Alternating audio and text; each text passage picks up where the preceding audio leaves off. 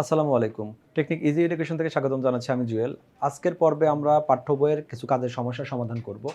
যেখানে প্রথম সমস্যাটা দেওয়া আছে, একটি ত্রিভুজের পরিসীমা এবং ভূমি সংলগ্ন কোণ দুইটা দেওয়া আছে। এই তথ্যের উপর বেস করে ত্রিভুজটা অঙ্কন করতে হবে। যদি প্রশ্নে শুধু এরকম করে উল্লেখ করা থাকে যে ২ টা কোণ দেওয়া আছে, পরিসীমা দেওয়া আছে। পরিসীমাটা আমরা নিব একটা আনুমানিক আইডিয়া করে নিব যে ত্রিভুজের ৩ টা বাহুর যোগফল হবে ন্যূনতম ততটুকু নিয়ে নিব। এইখানে যে কোণগুলো আছে যেকোনো কোণের জন্যই আমার অঙ্কন করাটা সঠিক মানে রেজাল্ট ঠিকই আসবে। তবে এই কোণগুলো যত ছোট হবে সেক্ষেত্রে আমার অঙ্কনটা তত ডিফিকাল্ট হবে। আমরা ট্রাই করব এই কোণগুলো ৬০ ডিগ্রির আশেপাশে একটা মান নেওয়ার জন্য। আর যদি উল্লেখ করে দেওয়া থাকে সাধারণত উল্লেখ করার সময় ৬০ ডিগ্রি আর ৪৫ ডিগ্রি বেশিরভাগ উল্লেখ করা থাকে। যদি 60, 45, 30 এই টাইপের মান দিয়ে দেয় তাহলে সেগুলোকে চাঁদা দিয়ে না এঁকে জ্যামিতিক পদ্ধতিতে আঁকতে হবে। আপাতত আমাদের এই ম্যাথটাতে শুধু বলা আছে যে ত্রিভুজের পরিসীমা আর ভূমির সংলগ্ন কোণ, কোন দুইটা ভূমির সাথে থাকবে এই কথা বলা আছে। ত্রিভুজের কোণের যে মাপগুলো আছে মাপগুলো নিয়ে কোনো কথা বলা নাই। তাহলে আমরা আমাদের মতো সুবিধা মতো কোনো মান নিয়ে নেব।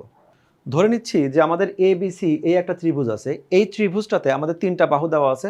ধরলাম এই বাহুটা দেওয়া আছে, এটা হলো 7, এটা 7 দেওয়া আছে, এটা 6 দেওয়া আছে, এটাও 6 দেওয়া আছে। ধরে নিলাম এরকম একটা ত্রিভুজ আছে। তাহলে এক্ষেত্রে এই ইনফরমেশনগুলো কি দেওয়া আছে? তাহলে আমাদের ৬, ৬, ১২। তো এইখানে পরিসীমা যেটা আছে, এই পরিসীমাটা ১৯ দেওয়া আছে। তথ্য মতে তাহলে সেই ১৯ টা আমি জাস্ট এটা একটা উদাহরণ দিয়ে দেখাচ্ছি প্রশ্নটা যেভাবে চাইছে। আর এইখানে যে কোণটা ধরলাম এইটা আমাদের আছে 45 ডিগ্রি আর এইটা আছে হলো 60 ডিগ্রি। যদি এরকম থাকে তাহলে এক্ষেত্রে আমাদের এই যে ২ টা কোণ এই কোণের মান দেওয়া আছে। অর্থাৎ ত্রিভুজের ইনফরমেশনের বেলায় তাহলে 7, 6, 6 এই ইনফরমেশনটা দেওয়া নাই। কিন্তু আমাদের এই ইনফরমেশনটা দেওয়া আছে। ৩ জনের যোগফলটা হবে 60 আর 19।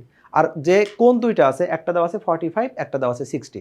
এই দুইটা উল্লেখ করা আছে। তাহলে যে ত্রিভুজ ABC দেখতে পাচ্ছি এইটা আমাকে অঙ্কন করতে হবে। তাহলে শুরুতে আমরা ধরে নিচ্ছি যে আমাদের একটা কোণ আছে x আর একটা কোণ আছে y। এই যে পরিসীমা দেওয়া আছে সেটাকে আমরা পেরিমিটার p ধরে নিলাম, একটা ধরে নিছি।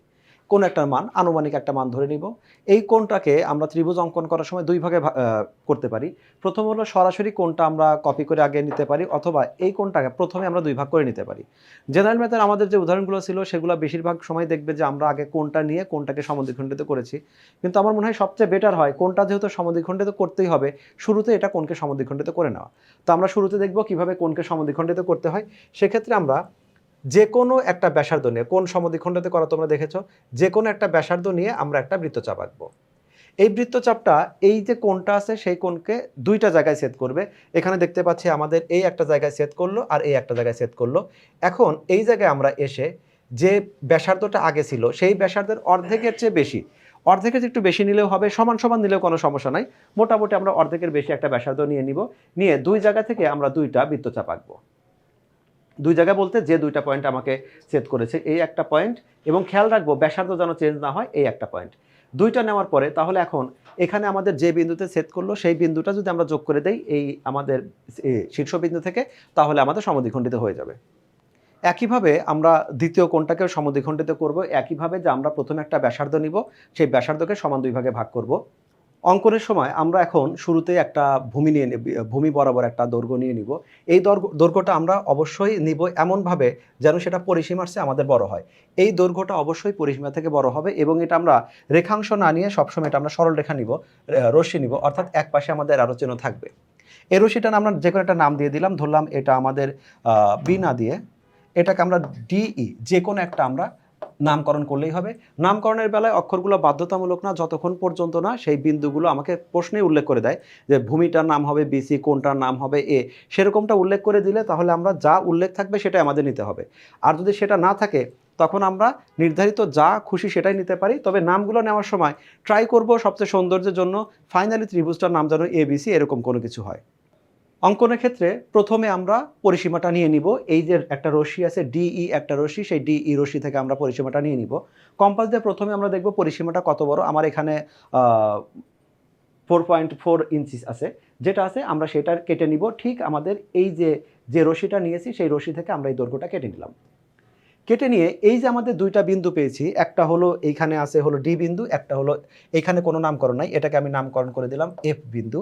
তাহলে এই যে ডি বিন্দু এবং এফ বিন্দু, এই দুইটা বিন্দুতে যে দুইটা কোণ দেওয়া ছিল যেগুলো আমরা সমদ্বিখণ্ডন করেছি সেইগুলো আমরা এখানে এঁকে নেব।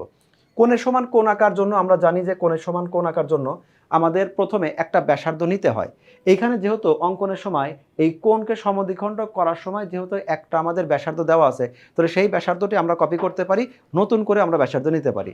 প্রথমটা বোঝানোর জন্য আমি নতুন করে ব্যাসার্ধ নিচ্ছি, কিন্তু পরেরটা আমি আগে যেমন এইখানে যে দুইটা ব্যাসার্ধ ছিল সেই দুইটা থেকে অঙ্কন করা সম্ভব। প্রথমটা আমি একদম নতুন করে একটা নিয়ে নেই।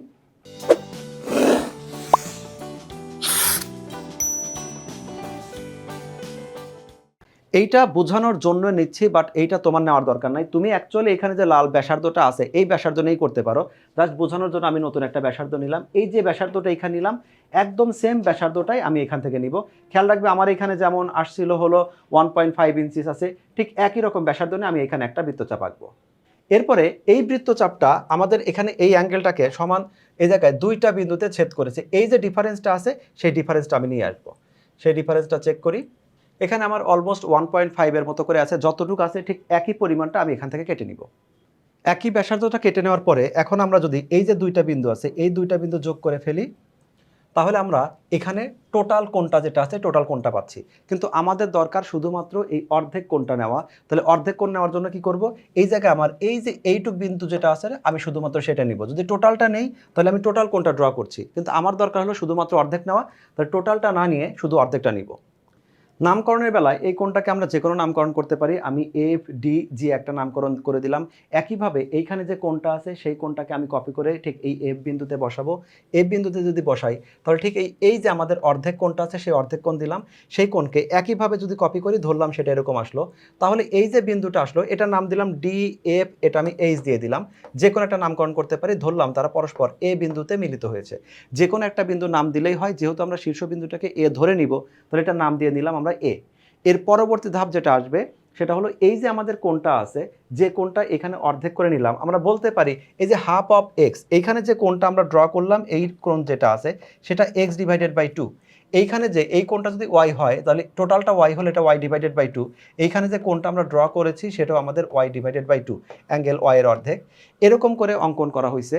এখন আমরা এ বিন্দু থেকে এই যে আমাদের নতুন যে রেখাটা আসছে এইখানে আমরা একই পাশ থেকে অর্থাৎ এই পাশ থেকে সেই একই কোণটাকে কপি করব। আমি দুইটা কথা বলতে পারি, সেটা হলো যে এইখানে এফ ডি এর সমান করে অথবা হাফ এক্স এর সমান করে যে কোনো একটা বললেই হবে। এ জায়গায় যদি আমরা এই কোণটাকে কপি করতে চাই তাহলে প্রথমে এই যে ব্যাসার্ধটা আছে এই ব্যাসার্ধ সমান করে আমি একটা ব্যাসার্ধ নিব। অর্থাৎ কোণের সমান কোণ কপি করার জন্য যেটা করি, তাহলে আমরা প্রথমে এইখানে এই ব্যাসার্ধ যে দাগটা আছে অলরেডি সেই দাগের সমান করে একটা নিতে পারি। আমি নতুন একটা ব্যাসার্ধ নিচ্ছি, এই জন্য এই ব্যাসার্ধটা বড়, দুইটা ব্যাসার্ধ একটার সাথে একটা মিলে যাবে। তাহলে নতুন একটা ব্যাসার্ধ নিচ্ছি, তোমরা চাইলে এই আগেরটাতেই কপি করতে পারো, এরকম একটা দাগ দিলে। ব্যাসার্ধটা যতটুকু ছিল খেয়াল রাখো এটা 1.8 ইঞ্চির মতো আমার আছে। তো তোমাদের যেটা থাকবে সেম ওইটাই তুমি এখানে দিয়ে আসো এবং 1.8 এর মতো করেই তুমি একটা ব্যাসার্ধ নিবে। এরপরে এইখানে আমাদের পার্থক্য যতটুকু থাকবে, অর্থাৎ এইখানে যে আমার পয়েন্ট আছে এই বৃত্তচাপটা এই দুইটা রেখাকে যে দুইটা বিন্দুতে ছেদ করেছিল অলমোস্ট আমাদের 0.9 ইঞ্চি যেটা আছে সেটা আমরা এখান থেকে কেটে নিব। তাহলে এই যে আমাদের কোণটা আমরা ঠিক এই ডিস্টেন্স যতটুকু আছে এই ডিস্টেন্সটাকে ঠিক এতটুক ডিস্টেন্সের সমান করে আমি কেটে নিলাম। এখন আমাদের এই শীর্ষবিন্দু আর এইখানে যে বিন্দুটা হয়েছে এই দুইটা বিন্দু যোগ করি, তাহলে এইখানে আমার যে x/2 তৈরি হয়েছিল এখানে আমার একই কোণটা কপি হবে x/2। অর্থাৎ আমরা এইখানকার যে ডি কোণ আছে ডি কোণের সমান করে আমরা এটা ডি এ, এটা হলো এইটার কোনো একটা নাম দিয়ে দিলাম, এটার নাম আমরা বি দিয়ে দিলাম, তাহলে ডি এ বি এখানে অঙ্কন হলো। একইভাবে আমরা এই জায়গায় যে কোণটা আছে সেই কোণটাকে কপি করব। এইখানে প্রথমে এই যে ব্যাসার্ধ দেওয়া আছে ব্যাসার্ধ সমান ব্যাসার্ধ নিব, তারপর এই দুইটা বিন্দুর ডিফারেন্স যতটুকু আছে ততটুকু ডিফারেন্স কেটে নিব। শীর্ষবিন্দু থেকে যোগ করলে ধরলাম এটা সি বিন্দুতে ছেদ করে, তাহলে আমাদের টোটাল এ বি সি যেটা আছে এইটাই হবে আমাদের ত্রিভুজ। এইটাকে আমরা অনেক সময় যেটা করি প্রথমে কোণ এইখানে অঙ্কন করে কোণকে সমান দুই ভাগে ভাগ করি, কিন্তু আমরা যেহেতু জানি কোণটাকে সমান ভাগে ভাগ করতে হবে সেজন্য আমরা এখানে প্রথমে কোণটাকে দুই ভাগে ভাগ করে নিছি। তুমি চাইলে কোণটাকে এইখানে টোটাল, এই যে টোটাল বলতে টোটাল এই কোণটা আমাদের যে টোটাল এখানে এক্স কোণ আছে, টোটাল এক্স কোণ বলতে এতটুকু বোঝাচ্ছি, তুমি এতটুক এঁকে তারপরে এখানে সমদ্বিখণ্ডিত করতে পারো। সেক্ষেত্রে অঙ্কটা কিছুটা কমপ্লেক্স হয়, একই দাগের জায়গায় এক বিন্দুতে অনেকগুলো দাগ দিতে হয়, দেখতে একটু সমস্যা হয়। তো তোমাদের সবচেয়ে ভালো হয় এইভাবে শুরুতেই যদি তুমি সমদ্বিখণ্ডিত করে রাখো। একই প্রসেসটা আমরা এখানেও ফলো করেছি। সেক্ষেত্রে আমরা প্রথমে ধরে নিয়েছি যে একটা আমাদের পরিসীমা যেটাকে আমরা পি ধরে নিলাম, দুইটা সূক্ষ্মকোণ এক্স এবং ওয়াই ধরে নিলাম। তারপরে অঙ্কনের সময় আমরা যে কোনো রশ্মি একটা যেটা আমরা ডিএফ এখানে নেওয়া আছে ডিএফ নিয়ে ডিএফ থেকে প্রথমে এই যে অংশটা আছে আমরা পরিসীমা যেটা নিয়েছিলাম পরিসীমা সমান করে কেটে নিব। পরিসীমা যদি উল্লেখ করা থাকে কত সেন্টিমিটার কত ইঞ্চি তাহলে সেভাবেই নিব। তারপরে এই জায়গায় যে এক্স নিয়েছিলাম এক্স এর অর্ধেক, এখানে ওয়াই এর অর্ধেক। এই যে আমরা এক্স এর অর্ধেক এবং ওয়াই এর অর্ধেক বললাম, তার মানে শুরুতেই আগে আমাকে এক্স এবং ওয়াইকে অর্ধেক করে নিতে হবে। দুইটা যে বিন্দুতে ছেদ করে ছেদ বিন্দুর নাম দিলাম এ। তাহলে এখন এই x/2 কপি করব এখানে এবং এই y/2 কপি করব এইখানে। দুইটা রশ্মি আমাদের যেখানে মিলে যাবে সেটা হলো আমাদের এইখানে। তো শীর্ষবিন্দু এ আছে বি আর সি, তাহলে এ বি সি হবে আমাদের সেই নির্ণীয় ত্রিভুজটা। এভাবে তোমরা কোণগুলো অঙ্কন করতে পারো, তবে খেয়াল রাখবে যদি কখনো কোণের মানগুলো উল্লেখ করে দেওয়া থাকে 30, 45, 60 ডিগ্রি এবং অনেক সময় বলেই দেয় যে জ্যামিতিক পদ্ধতিতে অঙ্কন করো।